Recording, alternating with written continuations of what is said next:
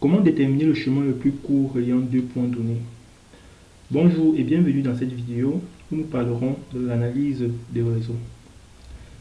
Rappelez-vous, dans le cadre du problème posé par notre promoteur, il était question de lui proposer un chemin assez rapide pour se rendre sur le site choisi et ce depuis l'aéroport.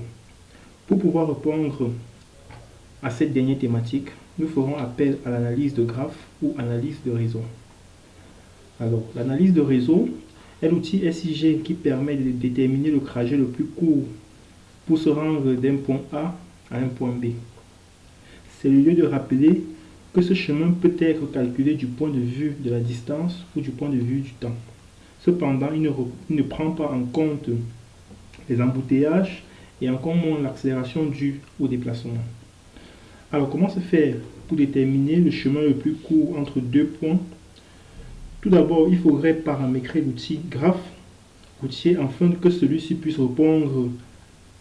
comprendre ce qu'on lui demande. Ainsi, l'objectif de ce post est il y aura principalement trois objectifs. Tout d'abord, activer l'extension graphe routier, ensuite le configurer, puis l'utiliser.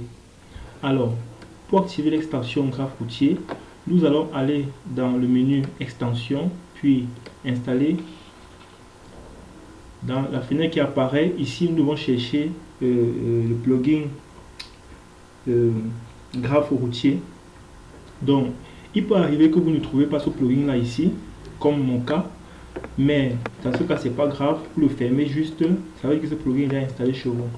Vous venez dans le menu vue, et puis vous allez dans panneau, et dans panneau, vous allez dans chemin le plus court. Alors, ainsi, on peut dire que vous l'avez déjà activé. Donc chez vous, c'était déjà activé, mais c'est juste caché. Bon, maintenant, la deuxième phase consiste à le configurer. Alors, pour configurer, on va aller dans le menu vecteur. Puis, nous allons aller une fois dans vecteur, nous allons dans chemin le plus court, chemin. Donc, graphe routier, voilà. Nous allons dans graphe routier, puis paramètres. Voilà. Ici, il est question de choisir le fichier SHP du réseau routier. Donc moi, c'est déjà fait, réseau routier. Et puis, le champ de direction, bon, je laisse par défaut la vitesse en km/h. Dans cette deuxième rubrique, je prends à deux voies, c'est-à-dire qu'une voie peut être empruntée en aller comme en retour.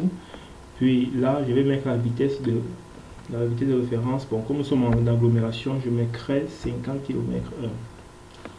Voilà. Et l'unité du temps et des distances.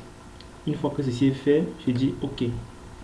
Maintenant, nous avons paramétré notre outil. Nous allons maintenant l'utiliser. Et pour l'utiliser, c'est très simple. Il vous suffit de venir dans cet onglet-ci et de prendre cet élément départ. Une fois que vous cliquez sur départ, vous allez sur vos points de départ. Notre point de départ, on a dit c'était l'aéroport. Je clique donc sur l'aéroport. Et puis maintenant, le point d'arrivée.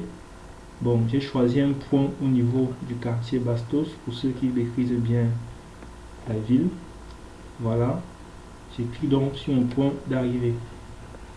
Une fois que ceci est fait, je clique sur calculer tout simplement. Calculer. Et ainsi, ça me propose le chemin le plus court pour me rendre au lieu du site en partant de l'aéroport. Ainsi, voilà mon chemin le plus court. Maintenant, rappelons aussi que ici, là, ça calcule le chemin le plus court du point de vue de la distance. Si je veux calculer le chemin, c'est-à-dire sur le point de vue de distance, c'est ce trajet-ci qui est plus court. Mais maintenant, le trajet le plus court n'est pas forcément le trajet sur lequel on met le moins de temps. Maintenant, si je veux peut-être changer de point de vue, si je veux peut-être calculer, aller du chemin le plus rapide en fait. Donc, du point de vue du temps, je prends simplement le paramètre temps, puis je recalcule. Tout simplement. Donc là, il peut arriver des cas où le chemin le plus court sur le point de vue du temps reste le chemin le plus court sur le point de vue de la longueur. C'est un autre cas. Mais dans certains cas, ça peut aussi varier. Si vous voyez qu'en vous exerçant et en prenant plusieurs chemins, vous pouvez trouver que en prenant plusieurs points de départ et d'arrivée, vous pouvez trouver que le chemin varie selon qu'on est sur le point de vue de la distance ou du point de vue du temps. Alors à présent, Vous pouvez, grâce à l'outil de graphe routier, définir le chemin le plus court pour vous rendre d'un point A à un point B. N'oubliez pas de liker la vidéo et n'hésitez pas de laisser un commentaire. Partagez-la et surtout abonnez-vous à notre chaîne pour ne rien manquer de nos futures publications. A bientôt pour de nouvelles vidéos astuces.